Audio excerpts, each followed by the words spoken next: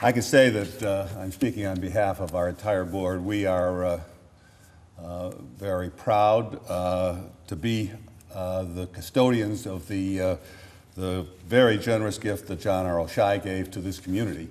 And we take our responsibilities very seriously, and we try to make sure that everything we do and everything we give is consistent with his vision. Sometimes other people disagree with us. I think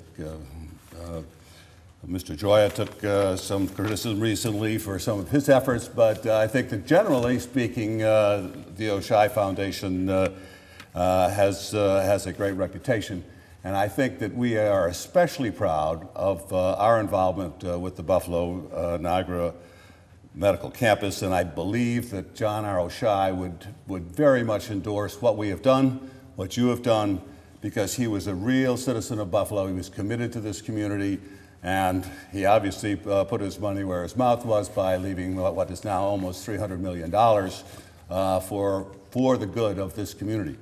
I'd like to just share a few tidbits of information about Mr. O'Shea. He started off in the theater business, and in the early part of the last century, he was working downtown. He went late one night. He was driving home from a theater production. Unfortunately, it was a dark and stormy night, and he hit a man on a bicycle. Fortunately, the man wasn't badly injured, but he had decided that he had to do something to make sure that people, when they drove home and were driving during rainstorms, people would not be injured. So he invented the windshield wiper, and that was Trico.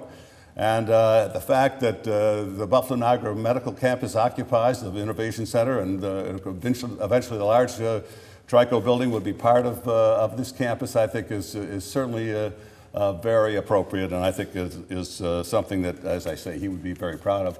And to show his commitment to Buffalo, let me just tell you one more thing about Mr. O'Shea and the kind of man he was. In the early 30s, Henry Ford called him and said, I'm buying windshield wipers from you. You've got to move your business to Detroit. And Mr. O'Shea said, no way. I'm staying in Buffalo. I'm committed to Buffalo. He said, well, Ford said, well, I'm not going to buy windshield wipers from you. And he didn't. A year later, he called up Mr. O'Shea and said, those wipers I'm getting out of it, will you please sell me windshield wipers? And Mr. O'Shea, during his life, kept the business in Buffalo. So how did we get involved, the current board get involved with the Buffalo Niagara Medical Campus? In the year 2000, we were approached by Tom Beecher.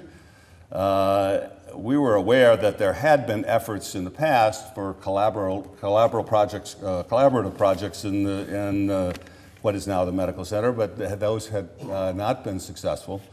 But Tom's vision and his commitment persuaded us to make an initial contribution of $110,000 to get you started, I think. Not just vision and commitment, he had persistence, and along with his colleagues, successors, Mr. Enstis and Mr. Joyce, they have come after us and more, and I'm proud to say that we have now given over $1.5 million in grants to the Buffalo Niagara Medical Campus, in addition, of course, to grants we have made to the individual constituent members of the campus. And we have put in over $1.2 million in what we call project-related investments, or which are tantamount to loans, which have allowed them the cash flow to start some of their successful projects. Our most recent contribution, I think, was for the planning process for the 4 Neighborhoods, 1 Community project that you have heard about. And I am very confident that the Buffalo Niagara Medical Campus will continue to successfully carry out the vision of that plan. You've been very Bill. You've been very successful. I'm not sure that you're going to have to come back to us for more money. But my guess is that you'll find some way to get into our piggy bank again, and I want you to know that we'll be there to support you. You've been a great, this organization's been a great asset for this community, and I know you will continue to be. Thanks so much. Thank you.